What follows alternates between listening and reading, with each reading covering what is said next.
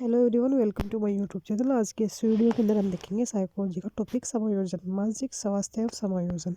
एक व्यवस्थित विज्ञान जो स्वयं और वातावरण के साथ समायोजन को प्राप्त करने के लिए नियम, कानून और सिद्धांत प्रदान करता है, कहलाता है। शुद्धिगामी आरोग्यता समायोजन के संदर्भ में निम्न से कौन सा कथन गलत है?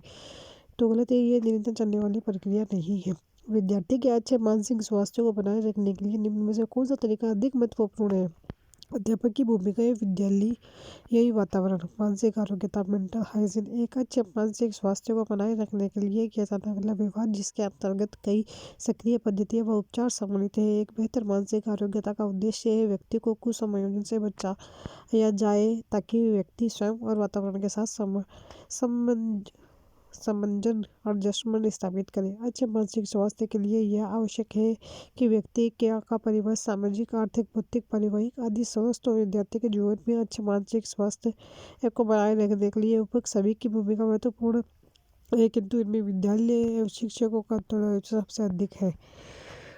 समायोजन से तात्पर्य स्वयं का विभिन्न परिस्थितियों में अनुकूलन करना है, ताकि संतुष्ट किया जा सके आवश्यकताओं के। समायोजन को सामंजस्य व्यवस्थापन अथवा अनुकूलन भी कहते हैं। यह एक प्रकार से एक व्यवस्थित प्रक्रिया है, जिसके द्वारा व्यक्ति परिस्थितियों को अपने अनुकूलन बनाने का प्रयास करता है, ताकि उसकी आवश्यकताएं भी पूरी हो जाए और किसी प्रकार की कुंठा या द्वंद्व भी उत्पन्न न हो। समायोजन अच्छे प्लस आयोजन व्यवस्था। परिभाषा है वोड हेलर। हम समायोजन शब्द को हम स्वयं को मनोवैज्ञानिक रूप से जीवित रखने के लिए वैसे ही प्रयोग में ला सकते हैं, जैसे जीव शास्त्र अनुकूलन अडेप्टेशन शब्द का प्रयोग किसी जीव को शारीरिक या भौतिक दृष्टि से जीवित रखने के लिए करते हैं। LSF समायोजन वह प्रक्रिया है जिसके द्वारा कोई जीवधारी अपनी आवश्यकताओं तथा इन आवश्यकताओं की संतुष्टि से संबंधित परिस्थितियों में संतुलन बनाए रखता है। गेर्स समायोजन एक ऐसी सतत प्रक्रिया है जिसके द्वारा व्यक्ति अपने व्यवहार में इस प्रकार से परिवर्तन करता है कि उसे स्वयं और अपने वातावरण के बीच अधिक मधुर संबंध स्थापित करने में मदद मिल सके। निम्न स्थितियों में से कौन समायोजन को बढ़ावा देती है? तो है न्यूरोटिक, विक्षिप्त, भय और चिंता से मुक्त। निम्न में से कौन सा कुसंयोजन का व्यवहारात्मक लक्षण है? आक्रामकता। निम्नलिखित में से कौन सी एक सुसमायोजित व्यक्ति की विशेषता नहीं है? महत्वाकांक्षा का अति उच्च स्तर होना। एक बालक के व्यवहार में विचलन और असामान्य प्रतिक्रियाएं उसके अपने विवेकों और अंतर्बोध को संतुष्ट करने की असमर्थता के परिणाम स्वरूप होती है। कुसंयोजन का यह कारक है। प्रतिस्थापन। समायोजन के संदर्भ में निम्न से कौन सा कथन गलत है? यह निरंतर चलने वाली प्रक्रिया नहीं है। निम्नलिखित में से कौन से समायोजन की विशेषता नहीं है? महत्वपूर्ण गलतियां खोजने की प्रवृत्ति। अच्छे समायोजन की विशेषता है सहनशीलता। छात्रों को मानसिक रूप से स्वस्थ एवं स्वच्छ बनने रहने के लिए विद्यालय प्रशासन को कौन सा तरीका अपनाना चाहिए? नियमित स्वास्थ्य परीक्षण। जब व्यक्ति चिंता, कुंठा, भय, तनाव आदि से मुक्त रहता है तो वह समायोजित रहता है। इन सब के होने पर व्यक्ति कुसंयोजित हो जाता है। एक समायोजित व कुसंयोजित व्यक्ति की कुछ विशेषताएं निम्नलिखित है। समायोजित व्यक्ति की विशेषताएं पर्यावरण व परिस्थिति का ज्ञान, उनके अनुकूलन, आचरण, शारीरिक, मानसिक, संवेगात्मक रूप से समायोजित, आत्मविश्वास व आत्मसंतुष्ट, धैर्य व सहनशीलता, व्यवहार का लचीलापन, संघर्षशील, संतुलित, एकीकृत एवं समन्वित व्यक्तित्व, नियमित दिनचर्या, निर्णय लेने की क्षमता, वास्तविकता को स्वीकार करना। कुसंयोजित व्यक्ति के लक्षण: कुंठा व भग्नाशय, धैर्य की कमी, पर्यावरण में साथ अनुकूलन में असक्षम, भावनात्मक मनोग्रंथियां, चिंता, तनाव, अवसाद से ग्रस्त, हीन भावना, अनिश्चित मन व अस्थिर बुद्धि, घृणा, द्वेष व बदलने की भावना, संवेगात्मक रूप से अस्थिर, अपरिपक्व व असंतुष्ट। द्वंद्व। समायोजन प्रक्रिया के दौरान विद्यार्थीगण बहुत सी विरोधाभासी परिस्थितियों से गुजरते हैं। उदाहरण स्वरूप, एक विद्यार्थी शिक्षक के सामने अपनी गलतियों को स्वीकार करना चाहता है, पर इसके साथ ही वह शिक्षक द्वारा दंडित होने से भी डर रहा है। निम्न में से किसके सापेक्ष में इसे अच्छी तरह समझाया जा सकता है? पद्धति वर्जन। विरोधाभासी परिस्थिति एक व्यक्ति में एक समय पर दो विपरीत इच्छाओं का होना कहलाता है। द्वंद्व। कुसंयोजन का कौन सा तत्व विशेष रूप से निर्णय लेने में संबंधित है? तो वह है द्वंद्व। द्वंद्व या विरोधाभास एक ऐसी पीड़ादायक संवेगात्मक अवस्था है जो एक दूसरे को काटने वाली और विरोधी इच्छाओं से उत्पन्न उन तनाव के कारण अस्तित्व में आती है। द्वंद्व के मुख्य 3 वर्गों में बांटा जा सकता है: ग्राह द्वंद्व या पद्धति विरोधाभास, अप्रोच कॉन्फ्लिक्ट, परिहार द्वंद्व, वर्जन विरोधाभास, अवॉइडेंस कॉन्फ्लिक्ट। ग्राह प्रतिहार द्वंद्व या पद्धति वर्जन विरोधाभास, अप्रोच अवॉइडेंस कॉन्फ्लिक्ट। ग्राह द्वंद्व एक प्रकार का द्वंद्व जहाँ सामने आई दोनों परिस्थिति या व्यक्ति का अनुकूलन हो और उसे इनमें से एक का चयन करना। एक बालक इस जोन में फंसा हो कि अपना प्रिय उपन्यास पहले पूरा करे और प्रिय अभिनेता की नई फिल्म पहले देखे। एक व्यक्ति के समक्ष 2 बड़ी कंपनियों के नियुक्त पत्र हो जिसमें से वह एक का चयन ना कर पाए। परिहार द्वंद्व यह ऐसी द्वंद्वात्मक अवस्था है जिसके अंतर्गत व्यक्ति के समक्ष आने वाली परिस्थितियां प्रतिकूल होती है, अर्थात वह दोनों से परहेज करना चाहता है अथवा पलायन करना चाहता है। एक बार लेकिन ये नहीं करना चाहता और माँ बाप के विरुद्ध जाकर दुखी भी नहीं करना चाहता। इधर गिरे तो कुआं, उधर गिरे तो खाई लोकोगीति द्वंद्व परिचार करती है। फिर है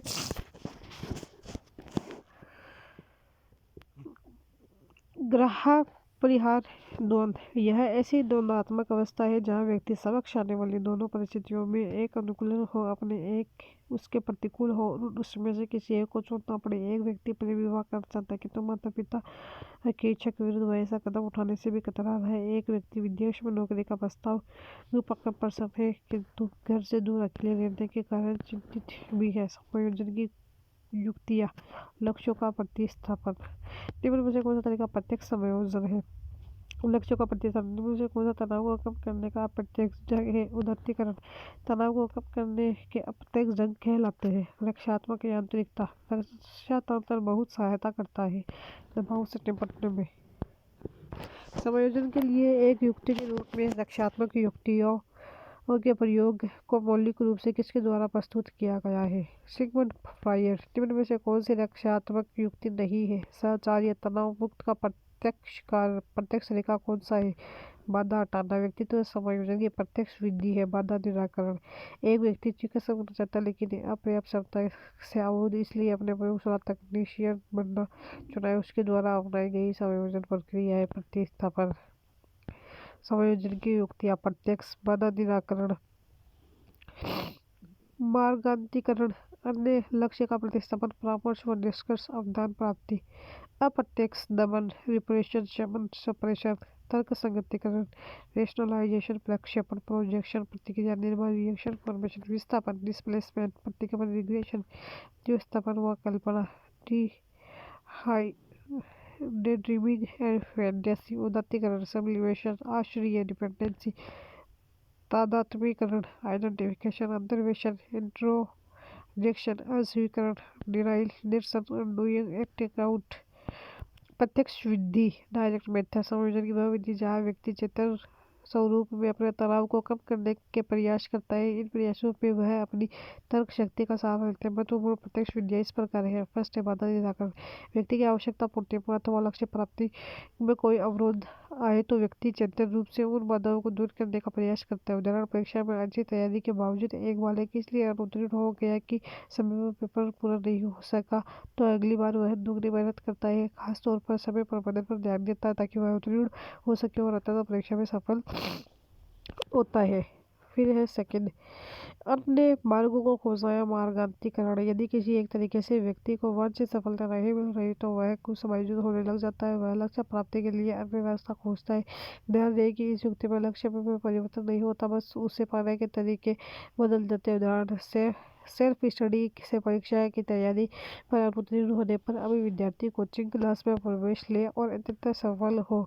लक्ष्य का प्रतिस्थापन। यदि किसी लक्ष्य को प्राप्त करने में व्यक्ति असफल हो जाए तो वह उससे मिलते जुलते लक्ष्यों को अपनाता है जिसे सफलतापूर्वक प्राप्त किया जा सके। उदाहरण, आईएएस में अनुत्तीर्ण व्यक्ति आदेश की तैयारी करे।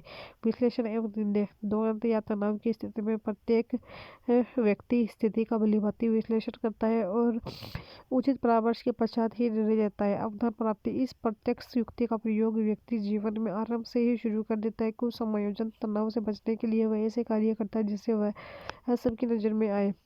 अप्रत्यक्ष विधि इनडायरेक्ट मेथड व्यक्ति के जीवन में तनाव भग्नाशा को कम करके उसे समायोजित करने में सहायक अप्रत्यक्ष व्यवहार को रक्षात्मक युक्तियाँ ईगो डिफेंस मैकेनिज्म अथवा रक्षा तंत्र कहा जाता है। यह प्रक्रिया व्यक्ति के अचेतन मन द्वारा की जाती है, जो कि व्यक्ति के आत्म प्रत्यय की रक्षा कर उसके दबाव को कम करती है। रक्षात्मक युक्तियाँ की मूल प्रवृत्ति आवश्यकताओं के प्रति जागरूकता से रक्षा करती है। एक व्यक्ति किसी कार्य को करने के बाद कहे कि मैं नहीं जानता हूँ कि मैंने ऐसा क्यों किया, तो यह कथन उसकी किस रक्षात्मक युक्ति की ओर संकेत कर रहा है? दमन। एक व्यक्ति को बचपन में कुत्ता काट लेता है, कारण तो उसके मन में कुत्तों के प्रति डर बैठ जाता है, किंतु उसे यह याद नहीं रहता है कि इस डर का जन्म कहाँ हुआ है। यह दृष्टांत समायोजन की किस युक्ति को दर्शाता है? दमन। रिप्रेशन। फ्रायड ने विभिन्न प्रकार की युक्तियों की चर्चा की, इनमें रिप्रेशन सबसे महत्वपूर्ण है। इस युक्ति में अवांछनीय अस्वीकार विचारों, भावों, यादों को अचेतन में धकेल दिया जाता है, क्योंकि इन्हें याद करना कष्टपूर्ण अथवा भय पैदा करने वाला है। अंतर्द्वंद का वह भाग जो अहम और पराहम को सहन होता है और अहम अचेतन में भेज देता है। दमन बनाम शमन। Repression versus suppression. शमन के अंतर्गत व्यक्ति अवांछित व्यवहार, भाव, विचार जानबूझकर मस्तिष्क से हटा देता है। दमन में अवांछित भावनाएं बिना व्यक्ति की जानकारी के अचेतन मन में चली जाती है। एक संयोजन तंत्र में अतीत, वर्तमान और प्रस्तावित व्यवस्था के अनुमोदित कारणों में तार्किक और समायोजित रूप से सोच शामिल है कहलाता है। जब एक व्यक्ति द्वारा अपने कार्य या व्यवहार को किसी युक्ति का सहारा लेकर उचित सिद्ध करने का प्रयास करता है, तो यह युक्ति कहलाती है। तर्क संगतिकरण। युक्तिकरण, तर्क संगतिकरण, औचित्य स्थापन, परिमेयकरण, रेशनलाइजेशन। औचित्य स्थापन वह है रक्षा युक्ति है जहाँ लोग बहाना बनाते हैं। आपने चालाक लोमड़ी की कहानी सुनी होगी, जो असफल होने पर अंगूरों को खट्टा कर रखती है। यह औचित्य स्थापन है। इस युक्ति में एक व्यक्ति अपनी तर्कहीन भावनाओं और व्यवहार को तर्कयुक्त व स्वीकार बनाने का प्रयास करता है। अपराधी अपने व्यवहार का कारण बुरी संगत बताए, किसी कोर्स में प्रवेश न मिलने पर व्यवसाय को बुरा बताना, परीक्षा में निम्न स्तरीय निष्पादन के बाद एक बालक नई कलम खरीदता है कि इसके जरिए वह अच्छा प्रदर्शन करेगा, इसे अपराध भाव परिवर्तन के लिए उपयोग किया जाता है। यह दो प्रकार का होता है। अंगूर खट्टे, सोर लेमन। लोमड़ी की बात है अंगूर अर्थात दूसरी परिस्थितियों को बुरा बताना, नींबू मीठे, स्वीट लेमन अपने वर्तमान परिस्थितियों को अच्छा बताना। कुछ लोगों का कहना है कि जब बालकों को गुस्सा आता है तो वो खेलने के लिए चले जाते हैं, जब तक कि पहले से अच्छा महसूस नहीं करते। उसके व्यवहार में से कौन प्रतिरक्षा तंत्र परिलक्षित होता है? विस्थापन। एक रक्षात्मक युक्ति जहाँ एकदम कुछ करना चाहे है जिसकी पराहम अनुमति नहीं दे, ऐसे में अहम एकदम की ऊर्जा के गमन नवीन मार्ग तलाश करे कहलाती है। विस्थापन। जब एक कर्मचारी अपने अधिकारी पर गुस्सा प्रदर्शित नहीं कर पाता तो वह घर आने के बाद इसे अपनी पत्नी और बच्चों पर व्यक्त करता है। यह उदाहरण किस प्रकार की रक्षा युक्ति को दर्शाता है? विस्थापन। डिस्प्लेसमेंट। विस्थापन। यह रक्षात्मक युक्ति में साधारणतः क्रोध व कुंठा के मामले में देखी जाती है। यह एक प्रकार की रक्षात्मक युक्ति है जहाँ व्यक्ति सामूहिक प्रतिक्रिया को एक व्यक्ति या परिस्थिति से दूसरी व्यक्ति, परिस्थिति या स्थान प्रतिस्थापित कर देता है। ऑफिस में बॉस के द्वारा डांटे जाने पर व्यक्ति वह गुस्सा अपनी पत्नी अथवा बच्चों पर निकाले। प्रेस में असफल होने पर व्यक्ति अपनी पत्नी को ही परिमेय मान लेता है। शारीरिक नियोग्यता वाले व्यक्ति के लिए निम्न में से कौन सी युक्ति रक्षा तंत्र में सबसे संतोषजनक होगी? अतिकल्पना। किस रक्षात्मक तंत्र में एक व्यक्ति अपने काल्पनिक जगत में अपनी अनगिनत इच्छाओं को पूर्ण कर तनावमुक्त हो जाता है? जीवस्थापन एवं कल्पना। Day dreaming and fantasy. जब व्यक्ति वास्तविक दुनिया में स्वयं को असमर्थ या हारा हुआ पाता है तो वह कल्पना प्रवाह एवं जीवस्थापन जैसी रक्षा युक्तियों का सहारा लेता है। वह कल्पना लोक में एक संसार का निर्माण करता है और वह अपनी इच्छाओं, भावनाओं, कुंठाओं की तृप्ति करता है। कल्पना लोक में विचरण करता करता जब कोई व्यक्ति उसके अदृश्य पर पहुंच जाए तो उसे दिन में सपने देखने वाला कह देते हैं। कल्पना प्रवाह व दिवस्थापन को निम्न तीन प्रकार से समझा जा सकता है। अतीत में खोए रहने वाला, roaming in the past type, जब व्यक्ति वास्तविकता का सामना न कर सके और वर्तमान के बजाय अपने अतीत को काल्पनिक दुनिया में रहे बिताना एक कॉन्करिंग हीरो टाइप। इस काल्पनिक जगत में व्यक्ति उस सफलता के मुकाम को प्राप्त करता है जो वास्तव में ना मिल पाए। जो जीवन में अकेले हैं वे प्रेमिका के साथ शेयर कर रहे होते हैं, जिनका पढ़ने में जी नहीं लगता वे अपना विषय टॉप कर रहे होते हैं, जिन्हें नौकरी नहीं मिलती उन्हें कंपनी घर घर आकर नियुक्त कर पाती है। पीड़ित नायक सफेद हीरो टाइप, यह व्यक्ति स्वयं को एक दयनीय और लाचार परिस्थिति में प्रस्तुत करता है। वह दुखियारा बनकर रहता है ताकि लोगों की सहानुभूति मिल सके। एक व्यक्ति कर्ज अदायगी को लेकर तनावग्रस्त है, कालांतर में वह स्वयं को दिवालिया घोषित कर देता है। उक्त समायोजन की युक्ति क्या कहलाती है? पलायन। पलायन जो व्यक्ति तनाव उत्पन्न करने वाली परिस्थितियों से स्वयं को अलग कर लेता है ताकि तनाव से मुक्त होकर समायोजन कर सके, उसे पलायन कहते हैं। यह मैदान छोड़कर भागने की प्रवृत्ति है। एक व्यक्ति प्रतियोगिता में भाग लेने को लेकर तनावग्रस्त है और प्रतियोगिता में भाग लेने से मुंह मोड़ रहा है। परिवार में उपजे क्लेश और तनाव के चलते एक व्यक्ति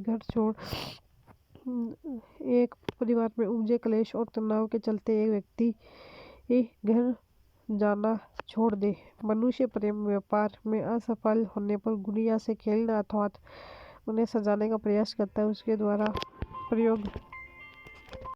पलायन विड्रॉल, जब व्यक्ति तनाव उत्पन्न करने वाली परिस्थिति से स्वयं को अलग कर लेता है ताकि तनाव से मुक्त होकर समायोजन कर सके, उसे पलायन कहते हैं। यह मैदान छोड़कर भागने की प्रवृत्ति है। व्यक्ति प्रतियोगिता में भाग लेने को लेकर तनावग्रस्त है और प्रतियोगिता में भाग लेने से मुंह मोड़ रहा है। परिवार में उपजे क्लेश और तनाव के चलते एक व्यक्ति घर छोड़ दे। मनुष्य प्रेम व्यापार में असफल होने पर गुड़ियों के साथ खेलना अथवा उन्हें सजाने का प्रयास करता है, उसके द्वारा प्रयोग में लाई गई रक्षा युक्ति कहलाएगी प्रतिगमन। एक वृद्ध व्यक्ति हमेशा अपने पूर्व के जीवन की सफल उपलब्धियों के बारे में बताता है। समायोजन क्रियाविधि का यह उदाहरण निम्नलिखित में से कौन सी रक्षा युक्ति से संबंधित है? प्रतिगमन, एक 8 वर्षीय बालक अपने छोटे भाई की तरह घुटने चलता है। यह उदाहरण है। प्रतिगमन, रिद्धिमान ध्यान की कमी से पीड़ित है और वह शिशु जैसा व्यवहार को प्रत्यावर्तित करती है। यह समानांतर है। प्रतिगमन, प्रतिगमन का अभिप्राय है पिछलौटना। कॉलमैन के शब्दों में यह एक प्रकार का सुरक्षात्मक प्रयास है जिसके अंतर्गत व्यक्ति वर्तमान की कठिनाइयों से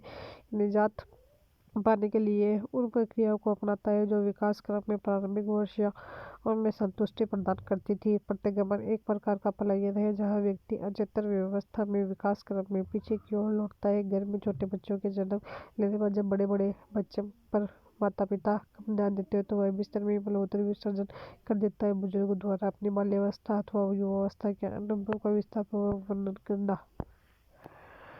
प्रतिगमन के प्रकार, निद्रा स्थिति का प्रतिगमन, जीवन की सबसे प्रारंभिक अवस्था की ओर प्रतिगमन। मौखिक स्थिति, ओरल का प्रतिगमन, जन्म के बाद प्रारंभिक आयु स्तर पर लौटना जैसे अंगूठा चूसना तथा आत्मकामुकता का प्रदर्शन। गुदा स्थिति, अनल का प्रतिगमन, घर में छोटे बच्चे के जन्म लेने पर जब बड़े बच्चे पर माता पिता ध्यान कम देते हैं तो वह बिस्तर में बलवत्तर विसर्जन कर देता है।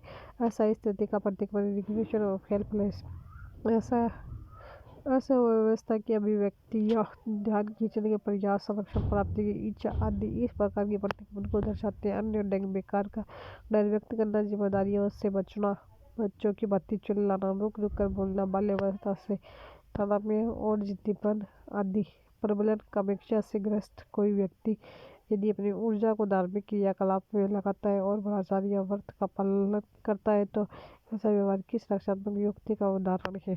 प्रतिक्रिया निर्माण, प्रतिकरण या प्रतिक्रिया निर्माण, रिएक्शन फॉर्मेशन। प्रतिक्रिया निर्माण से अभिप्राय है कि कोई व्यक्ति अंतर्निहित अचेतन इच्छा के ठीक उल्टा व्यवहार करे। वह सभी व्यवहार भावनाएं इच्छा जिनके प्रदर्शन होने से व्यक्ति की सामाजिक छवि को और अहम को हानि पहुंचाने का खतरा होता है। व्यक्ति उससे ठीक उल्टा आचरण करता है। अपनी सौतेली बेटी से नफरत करने वाली एक माँ इस प्रकार की रक्षा युक्ति का सहारा लेती है। इस प्रकार में पहले नफरत का नंबर होता है, तत्पश्चात स्नेह रूपी प्रतिगमन। एक कामातुर व्यक्ति पहले अपने पति कामुक तपन विचारों का नमन करता है और फिर स्त्रियों से दूर रहता है। इस व्यवहार का मगुला भगत या पकन कहा जाए या नहीं, तो इसका उत्तर है नहीं, क्योंकि यह जानबूझकर किया हुआ व्यवहार नहीं है। वास्तव में व्यक्ति अपने व्यवहार को समझ नहीं पाता, इसलिए वह इस युक्ति को अपनाता है। एक HIV या एड्स से ग्रसित रोगी पूछे जाने पर अपने रोग को शीर्ष से खारिज कर देना यह किस कक्षा में व्यक्ति को संकेत देता है? अस्वीकृति में लिखित बयान करते हुए दी गई तालिका में सही उत्तर का चयन कीजिए। तो उत्तर है सी, एल में है 2। मन तरंग को एक रक्षा तंत्र के रूप में वर्गीकृत कर सकते हैं, पलायन। एम में है 4, रक्षात्मक तंत्र व्यक्ति का बचाव करती है, चिंता। एन में है 3, उदात्तीकरण को रक्षात्मक तंत्र के रूप में वर्गीकृत किया जा सके, प्रतिस्थापन। में है 1, क्षतिपूर्ण को रक्षात्मक तंत्र के रूप में वर्गीकृत किया जा सके, नकराना या अस्वीकरण, डिनायल। यह एक सामान्य सी रक्षात्मक युक्ति है जहाँ व्यक्ति वास्तविकता को अस्वीकार करता है, नकार देता है, खारिज कर देता है। एक शराब की लत से ग्रसित व्यक्ति पूछने पर कहे कि वह शराब नहीं पीता। उदात्तीकरण या शोधन या उन्नयन या शुद्धिकरण, उन्मूलन, सब्लिमेशन। फ्रायड के अनुसार उदात्तीकरण सभ्यता का आधार स्तंभ है। जब व्यक्ति अपनी मूल प्रवृत्तिक इच्छाओं और व्यवहार को समाज स्वीकृत और मान्य दिशा में विस्थापित कर दे तो उसे उदात्तीकरण की संज्ञा दी जाती है। एक अवयव व्यक्ति स्वयं को कला की दिशा में मोड़ दे, तुलसीदास का वियोग और साहित्य की रचना, कक्षा में सबसे लड़ने झगड़ने वाला बालक मुक्केबाज या पहलवान बन जाए। नोट उदात्तीकरण की प्रक्रिया में व्यवहार का दमन होकर उसकी दिशा में परिवर्तन होता है, जबकि प्रतिकरण में इच्छा का दमन होने के पश्चात उसके ठीक उल्टा व्यवहार दृष्टिगत होता है। उदाहरण, एक बच्चे ने छोटी उम्र में बिल्ली की आंख फोड़ दी। आगे चलकर वह प्रख्यात नेत्र चिकित्सक बना। इस प्रक्रिया में सर्वप्रथम उसमें अपराध के भाव का दमन हुआ, तत्पश्चात उसने विपरीत कार्य किया। यह प्रतिकरण है, उदात्तीकरण नहीं। एक व्यक्ति जो अपने ऑफिस के एक साथी से गणना करता था, वह अक्सर यह कहा करता था कि उसका साथी उससे गणना करता है। यह किस प्रकार की रक्षात्मक युक्ति या परसेप्शन? बालक जो अपने विद्यालय में अच्छा कार्य नहीं करते हैं, प्राय अपने अध्यापकों की आलोचना करते हैं। समायोजन की यह यात्री कहलाती है प्रशिक्षण या आरोपण। प्रोजेक्शन प्रशिक्षण का अर्थ है दोषारोपण। यह नाच न जाने आगे टेढ़ा वाली स्थिति है जहाँ व्यक्ति अपनी मनोवर्ती इच्छा भावनाओं को दूसरे के सिर मढ़ देते हैं, उसे स्वयं में न देखते हुए दूसरों में देखने लगते हैं। मेरी गलती नहीं, उसकी गलती है, मैं उसका नुकसान नहीं करता तो वो मेरा कर देता आदि। फ्रायड के अनुसार द्वेष भावना का अपेक्षा अनैतिकता का प्रशिक्षण होता है। सोपर प्रशिक्षण का सर्वाधिक उपयुक्त स्थान है जहाँ संवेग और भावों पात्रों के रूप में प्रशिक्षित किए जाते हैं। वह मनोरचना जिसमें व्यक्ति किसी अन्य के अनुरूप अपने अह को डालता है अथवा स्वयं को किसी अन्य व्यक्ति का व्यक्तित्व समझने लगता है, कहलाती है तादात्म्यकरण आइडेंटिफिकेशन। उपयुक्त कथन में मनोवैज्ञानिक ब्राउन द्वारा दिया गया तादात्म्यकरण वह युक्ति है जिसके द्वारा व्यक्ति अपने विचारों और भावनाओं को दूसरे के अनुरूप ढाल लेता है। जब व्यक्ति कुसमयोजित हो तो वह किसी समायोजित के अनुरूप अपने विचारों को डाल लेता है।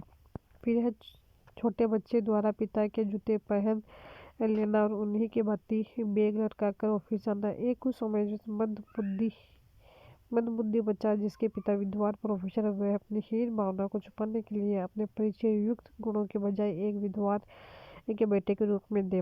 अंतर्वेशन या अंतर्क्षेपण इंट्रोजेक्शन यह रक्षात्मक युक्ति तादात्म्यकरण के सामान्य है। यहाँ व्यक्ति अन्य व्यक्ति के व्यवहार को स्वयं के व्यवहार में अपनाता है ताकि अलगाव, कष्ट, पीड़ा, सामाजिक बहिष्कार आदि से बचा जा सके। माता पिता के मूल्यों को बालक द्वारा स्वयं के मूल्यों के रूप में अंतर्वेशित किया जाता है। बच्चे के रोने पर माँ कहे कि लड़कियां नहीं रोती और वह रोना बंद कर दे।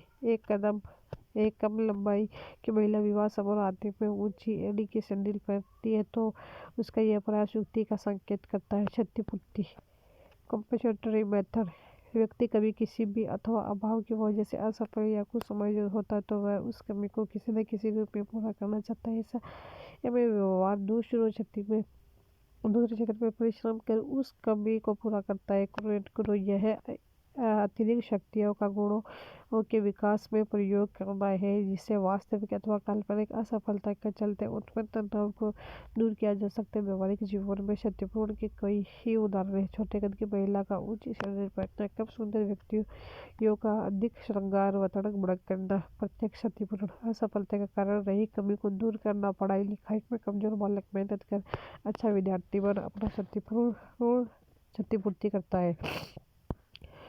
फिर है अप्रत्यक्ष क्षतिपूर्ति। एक है क्षेत्र की कमी को दूसरे क्षेत्र की प्रति पूर्ति करना। पढ़ाई लिखाई में कमजोर बालक अच्छा खिलाड़ी वक्ताकार बने। आक्रामक विद्या अग्रेसिव मेथड। असफलता से त्रस्त होकर व्यक्ति कई बार आक्रामक हो जाता है। प्रत्यक्ष व्यक्ति उन परिस्थितियों का आक्रमण करे जिनकी वजह से असफल हुआ है। अप्रत्यक्ष व्यक्ति अपने आक्रमण का प्रतिस्थापन अपने से कमजोर पर करे। इसमें उपयोग लिए जाने वाले कुछ उदाहरणों को प्रतिस्थापित के अंतर्गत देखा जा सकता है। आश्रित बिग डिपेंडेंट व्यक्ति को समायोजित होने के बाद स्वयं को किसी अन्य व्यक्ति अथवा वस्तु के प्रति आश्रित कर लेता है। वह अपनी समस्या सुलझाने का दायित्व किसी समायोजित को सौंप देता है। वह उसकी आज्ञा का अनुसरण करता है। एक पुरुष अपनी पत्नी से लड़ाई के पश्चात उसके लिए फूल लेता था। यह रक्षात्मक युक्ति है। निरसन अनडूइंग अटॉनमेंट वह युक्ति जिसके द्वारा अपने द्वारा किए गए अनचाहे व्यवहार का प्रभाव कम किया जाए। अपनी पत्नी को गाली देने और पीटने के बाद व्यक्ति उसके लिए पुष्प या उपहार लाता है।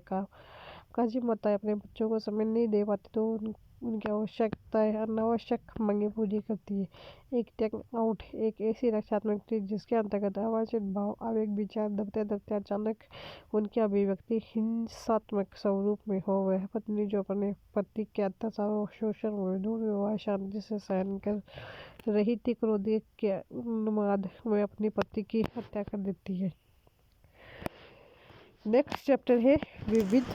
चैप्टर नंबर 8 विविध अधिगमकर्ताओं की समझ। पहले प्रतिभाशाली बच्चों में अमूर्तमान प्रत्ययों का ग्रहण करने की योग्यता होती है। निम्न में से कौन सी विशेषता आवश्यकता वाले बालकों के वर्ग में आता है? तो सारे ही प्रतिभावान है। मानसिक रूप से पिछड़े, शारीरिक रूप से अक्षम, सामाजिक रूप से अक्षम। विशिष्ट बालक एक्सेप्शनल चाइल्ड अवार्ड ऑर्डिनेंस के अनुसार विशिष्ट बालक पद का प्रयोग उस बालक के लिए किया जाता है जिसका निष्पादन मानक से ऊपर अथवा नीचे इस प्रकार विचलित होता है कि उसके अध्यापन हेतु विशेष शिक्षा की आवश्यकता पड़े। प्रतिभाशाली बालक की बुद्धि लब्धि होती है। 140 प्रतिभाशाली बालक के लक्षण क्या है? अभिव्यक्ति में निरंतर जिज्ञासा।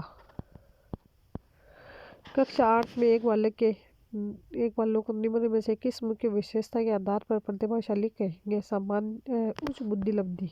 प्रतिभाशाली बालकों पर निम्नलिखित में से कौन सी विशेषता लागू नहीं होती? अनभिज्ञता। प्रतिभाशाली बालक गिफ्टेड चाइल्ड। टर्मन व ओडेन के अनुसार शारीरिक गठन, सामाजिक समायोजन, विद्यालय उपलब्धियों व व्यक्तिगत गुणों के आधार पर वह बालक बालिकाएं जिनका निष्पादन औसत विद्यार्थियों से श्रेष्ठ। सामान्य विशेषताएं। सामान्यतः ऐसे विद्यार्थी की बुद्धि लब्धि 140 होती है। टिम भावना नेतृत्व क्षमता का भाव पाया जाता है। गिरलुए सामाजिक जीवन में श्रेष्ठ निष्पादन करते हैं। समायोजित एवं सामूहिक रूप से स्थिर होते हैं। विषय का गहन ज्ञान व सीखने की ललक होती है। अमूर्त प्रत्ययों को ग्रहण करने एक कौशल करे कुछ विभिन्न तत्वों के बीच संबंध स्थापित करने में निपुण होते हैं। प्रतिभाशाली बालक का जन्म के समय सामान्य बालकों से करीब 1.5 इंच लंबे व एक पार्ट भारी होते हैं। वे किसी वस्तु पर अधिक समय तक ध्यान केंद्रित कर सकते हैं। अंतर्दृष्टि व सूझ का प्रादुर्भाव होता है। निम्न में से एक प्रतिभाशाली बालक के कुसमायोजन है के क्या कारण हो सकते हैं? सारे ही हो सकते हैं। अति आत्मविश्वास, अहंकार गुण एवं कौशल को प्रोत्साहन न मिलना। निम्न से कौन सी विशेषता प्रतिभाशाली विद्यार्थी की है? यदि कक्षा की गतिविधियां अधिक चुनौतीपूर्ण नहीं होती तो वह कम परिचित अनुभव करता और उब जाता है। एक प्रतिभाशाली बालक के कुछ समायोजन के निम्नलिखित कारण हो सकते हैं। गृह कार्य के प्रति उदासीनता, विद्यालय व परिवार में उचित मान्यता न मिलना, बुद्धि व ज्ञान पर अत्यधिक गर्व होना, शाला में व्यक्तिगत ध्यान का अभाव अहम की समस्या जिसके चलते साथी विद्यार्थियों और शिक्षकों के साथ समायोजन में कठिनाई, शिक्षा ग्रहण के उपयुक्त अवसरों का अभाव, कक्षा की गतिविधियों के चुनौतीपूर्ण न होने पर वह निराशा का अनुभव करता है जिसके चलते अभिप्रेरणा में कमी आती है। लोग प्राय ऐसे विद्यार्थियों के मौजूद रहते हैं जिससे वे प्रतिरोधी हो जाते हैं। शाला में समृद्ध शैक्षिक कार्यक्रम का अभाव, अनुचित आदत व रुचि का निर्माण होना, पृथक कक्षाओं का संवर्धन, कार्यक्रमों का प्रयोग निम्न में से किनकी शिक्षा के लिए किया जाता है? प्रतिभाशाली बालकों की। एक शिक्षक द्वारा प्रतिभाशाली बालकों के उत्थान हेतु प्रयोग किए जाते हैं। प्रतिभाशाली बालकों की शिक्षा के लिए कौन सा प्रासंगिक नहीं है? प्रतिभाशाली बालकों के लिए शिक्षण हेतु निम्नलिखित में से कौन सा कार्यक्रम उपयुक्त नहीं है? एक व्यक्ति विषय वस्तु संवर्धन कार्यक्रम की योजना बनाता है। वह किस प्रकार के अधिगमकर्ताओं के लिए ऐसा कर रहा है? तो वह प्रतिभाशाली अधिगमकर्ता। तो वर्ग त्वरण किस प्रकार के विशेष आवश्यकताओं को बदलाव के लिए शैक्षिक विकास हेतु उपाय है? प्रतिभाशाली बालकों को स्कूल में सफलता के लिए प्रोत्साहित करने में सर्वोत्तम तरीके के बारे में अनुसंधान सुझाते हैं। स्वयं के लिए अधिगम से प्रेम करने हेतु प्रोत्साहित करना। फिर है प्रतिभाशाली बालकों की रक्षा के लिए निम्नलिखित कार्य किया जाना चाहिए। निर्देशन की गुणवत्ता, वर्ग अथवा कक्षा उन्नति, पाठ्येतर क्रियाओं का आयोजन, व्यक्तिगत ध्यान, विशिष्ट कक्षा का प्रबंधन या पुस्तकालय व्यवस्था, उत्तरदायित्व सौंपना व प्रोत्साहित करना, पाठ्यक्रम में संवर्धन, नेतृत्व, प्रशिक्षण योग्य और प्रभावी शिक्षक द्वारा अध्यापन, वितरक, शैक्षणिक संस्थान, पर्याप्त गृह कार्य, छात्रवृत्ति। प्रतिभावान बालकों की पहचान करने के लिए हम सबसे अधिक महत्व देते हैं। वस्तुनिष्ठ परीक्षणों के परिणाम को देना चाहिए। एक कक्ष में अध्ययनरत प्रतिभाशाली बालक की पहचान की जाती है उपयुक्त सभी प्रकार से माता पिता व शिक्षकों के मत द्वारा, उपलब्धि प्रशिक्षण द्वारा, पिछली कक्षा के प्राप्तांकों द्वारा। प्रतिभाशाली बालकों की शिक्षा के लिए उपयुक्त सभी उपक्रम एक शिक्षक को आने चाहिए, किंतु सर्वाधिक महत्वपूर्ण वस्तुनिष्ठ परीक्षण है, क्योंकि यह निष्पक्षता, वैधता और विश्वसनीयता के आधार पर छात्र की पहचान करता है। प्रभावशाली बालकों की पहचान विशेषताओं को जांचकर, माता पिता, मित्रों व शिक्षकों का मत ज्ञात कर, पिछली कक्षाओं में प्राप्तांक के आधार पर उपलब्धि, अभियोगिता, बुद्धि परीक्षण द्वारा, सामूहिक एवं व्यक्तिगत वाचिक बुद्धि के परीक्षण द्वारा। रेने जूली द्वारा तैयार किए गए प्रतिभाशाली बालकों की पहचान के मॉडल के अंग नहीं है। औद्योगिक जीवन में समायोजन। जोसेफ रेने जूली के प्रतिभाशाली विद्यार्थियों की पहचान के लिए अपना 3 रिंग मॉडल प्रस्तुत किया। अब average, ability, task, commitment, creativity, gifted. सृजनात्मक बालक समस्या के अर्थ को समझने की योग्यता, वातावरण के दोषों, कमियों एवं नीतियों के प्रति सजगता या विशेषता है। सृजनशील बालकों की निम्नलिखित में से कौन सा सृजनात्मकता का तत्व नहीं है? स्मृतिकरण। निम्नलिखित में से कौन से विद्यार्थी की सृजनात्मकता से संबंधित नहीं है? अभिसारी चिंतन। किसी बालक के मूल और अलग अलग समाधानों के साथ आने की क्षमता एक सृजनात्मकता बालक की प्राथमिक विशेषता है। सृजनात्मकता मुख्यतः किससे संबंधित है? अपसारी चिंतन। सृजनशील बालकों क्रिएटिव चिल्ड्रन का विशेष लक्षण है प्रबल जिज्ञासा। समस्या समाधान में यदि कोई विद्यार्थी अध्यापक के निर्देशन परिप्रेक्ष्य में हल खोजने की जगह कुछ नया, लीक से हटकर रूढ़ मुक्त किंतु उपयोगी हल खोजे, अपनी अपसारी सोच की क्षमता का प्रयोग कर रहा है। सृजनात्मक बालक क्रिएटिव चाइल्ड। क्रिएटिविटी शब्द लैटिन शब्द कैरे से बना हुआ है, जिसका अर्थ होता है अस्तित्व में आना। सृजनात्मकता मौलिक विचारों, परिमाणों को अभिव्यक्त करने की मानसिक प्रक्रिया है। ब्रुनर ने सृजनात्मकता के 3 पक्ष बताए: नवीनता, आश्चर्य, मौलिकता। सामान्य विशेषताएं: खोजी, अन्वेषी, जिज्ञासु एवं साहसी प्रवृत्ति के होते हैं, आत्मविश्वासी एवं आत्मनिर्भर होते हैं, उपलब्धि, अभिप्रेरण व महत्वाकांक्षा का उच्च स्तर पाया जाता है, स्वच्छंद प्रकृति के होते हैं, रहस्य की ओर आकर्षित होते हैं, स्वस्थ, सटीक व रचनात्मक आलोचक होते हैं, दोष व कमी निकालने में निपुण होते हैं,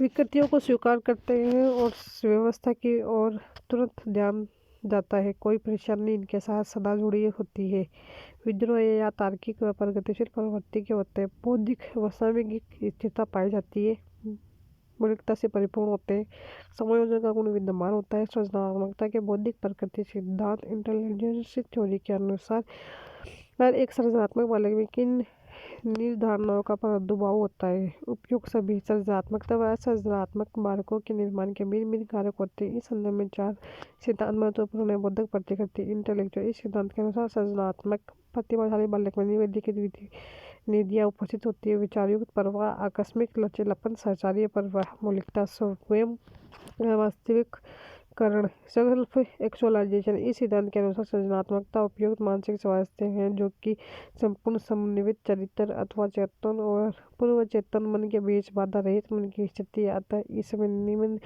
के पक्ष विद्यमान होते हैं: संपूर्ण चरित्र का एकीकरण, यथार्थता का पोषण अथवा संयम का बोध, निरंकुशता का खंडन। इसके अनुसार जिस अंश तक हमें निरंकुश व्यवस्थाओं द्वारा कलंकित होंगे उतना ही हमारी रचनात्मक योग्यता संभवतः होती जाएगी। बच्चों का विषम लिंगीय प्रेम। इस सिद्धांत के अनुसार 4 वर्ष से 7 वर्ष तक के बालकों का माँ से और बालिकाओं का पिता से मधुर संबंध होने के कारण उसमें सृजनात्मकता व्याप्त होती है। सृजनात्मक प्रक्रियाओं के विभिन्न स्तरों का सही क्रम है। तो सबसे पहले है 1 प्रस्तावना, डिम्बोशन, प्रभाषण, सत्यापन या संशोधन। वालेस ने सृजनात्मक विचारों के उत्पत्ति की प्रक्रिया को 4 प्रमुख स्तरों में विभाजित किया। फर्स्ट है प्रस्तावना, प्रिपरेशन। सामान्यतः प्रस्तावना में व्यक्ति की संपूर्ण पृष्ठभूमि निहित होती है। इस स्तर को अन्वेषणात्मक कहा जाता है। इसमें व्यवहार का परिचयात्मक पहलू भी निहित होता है, अतः इसके फलस्वरूप विचार परिवर्तन अत्यंत शीघ्रता से होता है। इंक्यूबेशन, डिम्बोशन।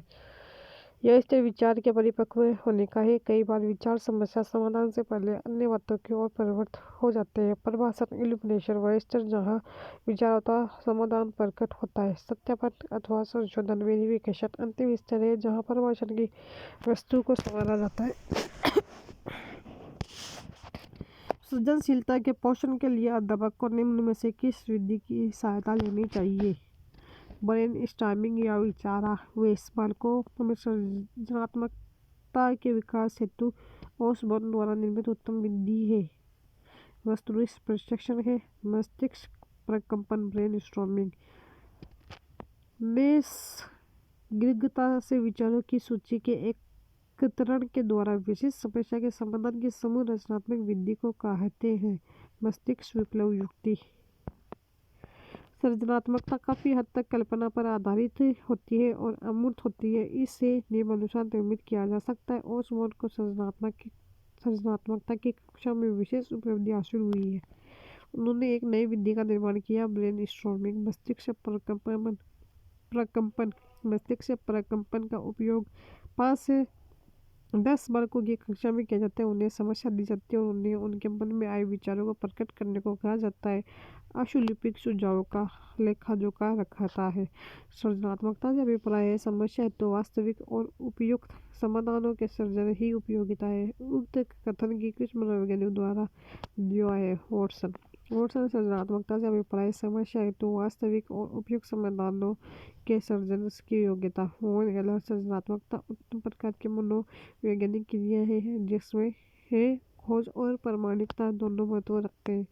एच.डी. थोरियो सृजनात्मक व्यक्तियों के बारे में कहते हैं कि वह बिन रूप से ढोल बजाने वाले को सुनता है, उसे उसके लिए कदम बढ़ाना चाहिए, वह कितने ही निकट अथवा दूर क्यों न हो। सृजनशीलता के पोषण हेतु एक अध्यापक को अपने विद्यार्थी को रखना चाहिए कार्य केंद्र। सृजनशील बालकों में अपसारी चिंतन, डाइवर्जेंट थिंकिंग का प्रादुर्भाव होता है। अपसारी चिंतन के पोषण हेतु यह आवश्यक है कि बच्चों की क्रिया प्रणाली में उसे स्वच्छंदता प्रदान की जाए, न कि उसे सीमित और संकुचित किया जाए। सृजनशीलता के लिए आवश्यक है कि बालकों को कार्य पर केंद्रित किया जाए ताकि वह अपने कार्य की पूर्ति हेतु नए रचनात्मक मार्गों का अन्वेषण कर सके। मानसिक स्वास्थ्य एवं मनोवैज्ञानिक स्वतंत्रता, प्रतिफल का विचार, अपसारी चिंतन पर बल, मौलिकता का स्पष्टीकरण, कल्पनाशीलता का विकास, रचनात्मक अभिव्यक्ति का अवसर प्रदान करना, पाठ्य सागामी क्रियाएं, तथ्यों का ज्ञान। मंदबुद्धि बालक निम्न में से कौन सी मानसिक मंदता की विशेषता नहीं है? अंतर्व्यक्तिक संबंधों का कमजोर होना। मंदबुद्धि सार्थक रूप से न्यून औसत बौद्धिक क्षमता को समायोजन की कमी के साथ पाई जाती है तथा जिसकी अभिव्यक्ति विकासात्मक प्रक्रिया के दौरान होती है। होलिंगवर्थ के अनुसार जिनकी मौलिक बुद्धि लब्धि 70 या इससे कम हो, जो बौद्धिक बुद्धि दृष्टि से कम बुद्धि वाले के अंतर्गत हो। विशेषताएं: बौद्धिक न्यूनताएं, हीन व्यक्तित्व, शैक्षिक पिछड़ापन, सीमित प्रेरणाएं व संवेग, अर्थोपार्जन या धनार्जन के लिए अयोग्य, कुसंयोजन, अनियंत्रित मानसिक क्रियाएं, असामान्य शारीरिक रचना। निम्न दिए गए IQ स्तर में शिक्षणीय वर्ग को चुनिए। 70 से 90, 50 से 70। अमेरिकन एसोसिएशन और मेंटल रिटार्डेशन के अनुसार AMR मानसिक दुर्बलता का संबंध वर्तमान क्रिया पर्याप्त परिसीमाओं से होता है। इसमें सार्थक रूप से अद्युदाओं बौद्धिक क्रिया होती है तथा निम्नांकित उपयोग समायों कौशल क्षेत्रों में दो से अधिक परिसीमाएं साथ साथ होती है। संचार, आत्म देखरेख, घरेलू जिंदगी, सामाजिक कौशल, सामुदायिक अनुपयोग, आत्मदशा, स्वास्थ्य, सुरक्षा, कलात्मक शिक्षा, अवकाश एवं कार्य या 18 वर्ष से पहले अभिलक्षित होती है। फिर है 50 से 70 बुद्धिलब्धि वर्गीकरण है। साधारण मानसिक दुर्बलता शिक्षा विशेष कार्यक्रम के अंतर्गत शिक्षण। 35 से 50 औसत मानसिक दुर्बलता प्रशिक्षण योग्य शारीरिक अनियमितता मिलती है। 20 से 35 गंभीर मानसिक दुर्बलता आश्रित या प्रतिनिधि के कार्यों में असमर्थ, ज्ञानात्मक दोष, क्रियात्मक विकलांगता। 20 से कम अति गंभीर या गहन दुर्बलता पूर्णतः आश्रित या प्राय अल्पायु, केंद्रित स्नायु मंडल के रोग, बहरापन एवं मूकता। हस्तशिल्प की शिक्षा दी जानी चाहिए। फिर है मानसिक रूप से पिछड़े बालकों के लिए निम्न में से कौन सा व्यय रचना कार्य करेगी।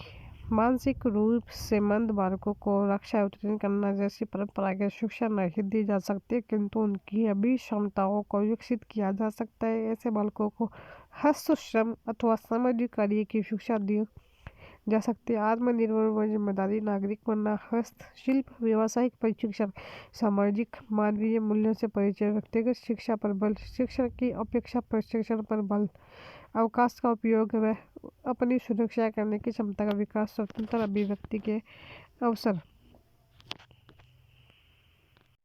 फिर है पिछड़े बालक द बैकवर्ड चाइल्ड पुस्तक के लेखक हैं सिरिल भट्ट। निम्न में से कौन सा कोड स्तंभ A के बच्चों को स्तंभ B में उनकी प्राथमिक विशेषताएं के सही मिलान को प्रस्तुत करता है? तो है D। फर्स्ट में है C प्रतिभाशाली, शीघ्रता से एवं स्वतंत्र रूप से सीखने की योग्यता, अधिगम अशक्तता, धारा प्रवाह पढ़ने में कमी, सृजनात्मक मूल समाधानों के बारे में सोच सकता है। पिछड़े बच्चे निम्न शैक्षिक उपलब्धि। निम्न में से कौन सा पिछड़ेपन का कारण नहीं है? स्वस्थ वातावरण। निम्न में से कौन सी पिछड़े हुए बालकों की विशेषता नहीं है? कम बुद्धि रखते हैं। पिछड़े बालक बैकवर्ड चाइल्ड सील बट पिछड़ा हुआ बालक वह है जो अपने विद्यालय जीवन के मध्य अवस्था 10.5 वर्ष में अपने कक्षा से नीचे का कार्य नहीं कर सकता, जो कि उसकी उम्र के विद्यार्थियों के लिए सामान्य बात है। केवल बुद्धिलब्धि को पिछड़ेपन का पैमाना नहीं माना जा सकता। पिछड़ेपन के कारण आनुवंशिकता, बौद्धिक क्षमताओं की कमी, मानसिक द्वेष, शारीरिक दोष, सामाजिक पारिवारिक वातावरण एवं वंचना, स्वभाव व कर्तव्य त्यागिता। पिछड़े हुए बालकों की शिक्षा विशेष पाठ्यक्रम का विशेष शिक्षण पद्धतियों का उपयोग करना, पिछड़ेपन के कारणों का निर्धारण एवं उपचार करना, शिक्षकों का संतुलित दृष्टिकोण होना, योग्य अध्यापक एवं व्यक्तिगत ध्यान देना। वंचित बालक निम्न में से कौन सी विशेषता सामाजिक रूप से वंचित वर्ग के विद्यार्थियों की नहीं है? नियमित स्वास्थ्य संबंधी देखभाल नहीं मिलती। निम्न में कौन से सामाजिक रूप से वंचित की समस्या नहीं है? रहने के लिए स्वस्थ परिवेश। वंचित बालक डिप्राइव्ड चाइल्ड वंचित बालक वह है जिसकी आवश्यकताएं अन्य विद्यार्थियों के मुकाबले पूरी नहीं हो पाती। जॉन रोलीमैन व H.S. वाल्श के अनुसार सामाजिक रूप से वंचित वह है जिन्हें अन्य व्यक्तियों के मुकाबले कम सुविधाएं प्राप्त हो।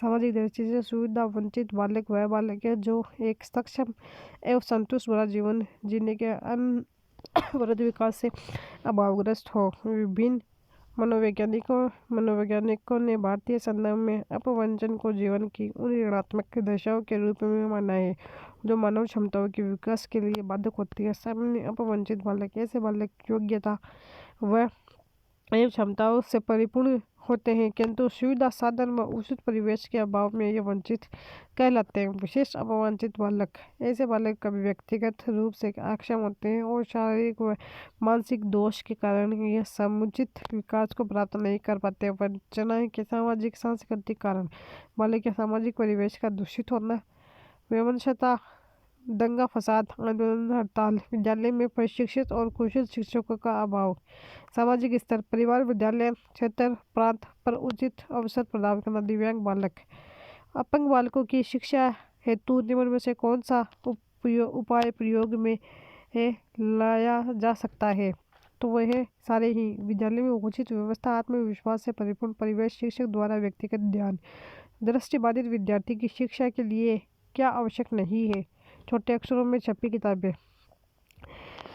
एक बार यह सुनिश्चित होने के बाद कि बालक में दृष्टि आगे आकलन करना चाहिए। फिर यह disabled child crow and crow के अनुसार एक व्यक्ति जिसमें कोई इस प्रकार शारीरिक दोष है जो उसे किसी भी रूप में सामान्य क्रियाओं को भाग लेने में रोके या सीमित रखे, हम विकलांग शारीरिक न्यूनता से ग्रसित व्यक्ति कह सकते हैं। विकलांग बालकों या व्यक्तियों को निम्न प्रकार से विभाजित किया जा सकता है: अपंग, क्रिप्ट, अंधे और अर्ध अंधे, ब्लाइंड एंड नियर ब्लाइंड, बहरे और अर्ध बहरे, डेफ एंड हाफ हर्निंग, दोष युक्त वाणी वाले, द डिफेक्ट इन स्पीच, अत्यधिक कोमल एवं निर्बल, डेलिकेट। विकलांग बालकों की शिक्षा। विकलांग बालकों में शारीरिक दोष होता है किंतु वह मंद बुद्धि हो ऐसा जरूर नहीं। उनके लिए निम्नलिखित प्रावधान किए जा सकते हैं: विद्यालय का सहयोगपूर्ण वातावरण, कक्षा, कक्ष व प्रांगण में उचित सुविधाएं जैसे अपंग बालकों के लिए रैंप की सुविधा, निदान एवं उपचार की उचित व्यवस्था जैसे नेत्रहीन के लिए ब्रेन लिपि, ब्रेली स्क्रिप्ट, बहरों के लिए कर्ण यंत्र आदि।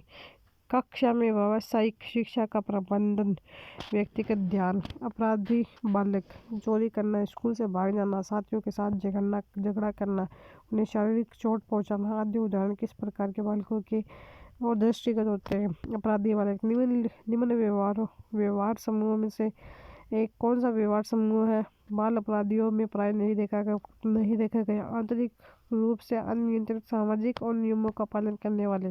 कौन सा बाल अपराध का प्रकार नहीं है? भाई बहनों के साथ बहस।